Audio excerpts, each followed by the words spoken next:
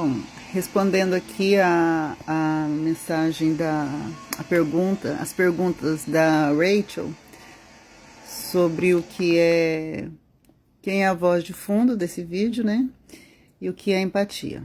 Bom, primeira pergunta. Nesse vídeo, eu estava, porque às vezes eu tenho esses momentos assim com as crianças, né? Crianças que eu falo são os meus bichos, que são momentos assim tão fofos que me dá vontade de filmar e compartilhar com vocês. Então, assim, quando eu não tô conseguindo ler, não tô conseguindo me concentrar, eu assisto podcast. E essa voz de fundo é do professor Daniel Kupperman, que é presidente do grupo de pesquisa Sandor Ferenczi, que é a linha dentro da psicanálise com a qual eu mais me identifico, né? Então, assim, estudar não significa você parar e ficar lendo um livro, porque às vezes você não consegue estudar assim. Então, o podcast é uma ótima forma de você estudar. Primeira pergunta respondida, Rachel. Agora, a segunda pergunta é o que é empatia? Essa já é um pouco mais complexa de explicar, mas eu vou tentar ser concisa. No senso comum, o melhor exemplo de empatia é o que os cães, os animais, os nossos bichinhos sentem pela gente. Quando a gente está triste, eles vêm e ficam roçando, se encostando, parece que querendo compartilhar daquela vivência que nós estamos tendo, tá? No âmbito da psicanálise, a empatia, ela é uma relação entre o analista e o paciente que é mais que uma relação cognitiva, ou seja, não é uma relação do analista ouvir o paciente e dar uma opinião, um conselho, uma determinação se isso está certo, está errado. Não. No âmbito da clínica da empatia, que é a clínica que eu pratico e que eu acredito e que funcionou comigo e que funciona com meus pacientes, é uma conexão afetiva entre o paciente e o analista. E essa conexão afetiva, ela é fundamental para que o analista ele possa introjetar aquela situação, né? Aquela vivência que está sendo narrada ali pelo paciente, introjetar no sentido assim de sentir com. Sentir com não é sofrer com, tá? Então não é assim o analista ouvir a narrativa do paciente, se emocionar e chorar. Não, é diferente. Ele vai sentir com, mas de uma forma que ele possa estabelecer simbolizações para que o paciente entenda aquilo que ele está vivendo, entenda aquela angústia. Então, essa conexão afetiva, gente, afeto, lembrando mais uma vez, afeto é tudo que nos afeta, tanto para o bem quanto para o mal. Então, às vezes a gente fala assim, meu pai, minha mãe fez isso, aquilo comigo, meu irmão, mas eu entendi, eu já perdoei. Mas quando eu lembro, dói. Eu sei que ele fez porque ele tinha os motivos dele e tal. Então, isso é o quê? É uma afetação. Então, quando eu falo em afeto, eu não estou falando só de amor, só de ódio. É tudo aquilo que te balança.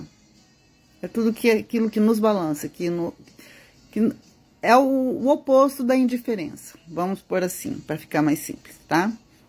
Então, a empatia, dentro do set analítico, é uma técnica que tem que ser muito bem estruturada pelo terapeuta, para que não haja uma contratransferência. E o que é a contratransferência? A contratransferência é quando, assim, dentro da linha freudiana, porque dentro para Lacan não existe contratransferência, mas, assim, como eu não sigo uma linha apenas da psicanálise, mas eu pego todas que eu acho que agregam para o meu manejo clínico, a contra-transferência é quando o analista não está preparado para ouvir aquilo que o paciente falou para ele, e então ele julga esse paciente. Ele tem, assim, uma reação uma reação, assim, de opinar, de censurar, né? Ou de incentivar o seu paciente a tomar determinadas atitudes. Então, isso é a contra-transferência. Então, a saúde, né? A higiene do analista, como diz o Ferenczi, ela é fundamental. Por quê? Porque o analista, ele essencialmente precisa ser humano, né? E se ele é humano, ele também sofre, ele também tem suas dores. E ele tem que estar plenamente consciente das suas dores para saber separar da dor do paciente.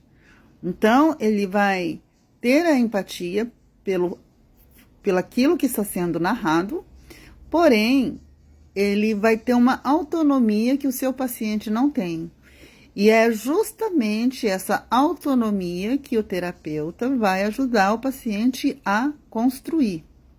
Eu recebo muito na minha clínica pessoas assim que falam, eu não sei porque eu estou vivendo, né? E é muito compreensível esse aumento do suicídio, porque as pessoas, elas não estão conseguindo ter um contorno dos seus afetos. Elas não sabem o que sentem, porque sentem, ou elas querem sentir algo e não conseguem sentir nada.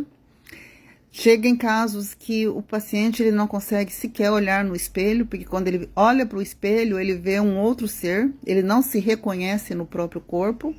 E aí entra o adoecimento orgânico ou físico. Então, quando eu falo que a minha clínica é uma clínica do afeto, é a terapia do afeto, não é algo que eu inventei, gente, é algo que eu estudei. É algo que eu estudei profundamente na teoria e que, com a minha vivência com o Pedro, que foi o paciente mais complexo que eu tive, e eu vi que funcionava esse manejo clínico, e se funcionou com ele, né? E aqui nas redes sociais dele, nas minhas, vocês veem a diferença do Pedrinho antes de 2021 e dele depois que ele veio para cá. Então, funciona. E para mim, não importa qual teoria que eu vou usar, qual ferramenta. Para mim importa é que o paciente ele consiga estabelecer a sua cura. Porque não é o analista que cura. Porque se o analista curá-lo, ele nunca vai ter autonomia para se curar sozinho. O analista vai dar o suporte para que ele consiga entender os seus traumas. E traumas, gente, é dor. Entender a sua dor. E então, saber como lidar com ela de uma forma menos dolorosa. De uma forma que ele aprenda com essa dor e não que ele pereça. Espero ter te respondido, Rachel. Muito obrigada pela sua participação.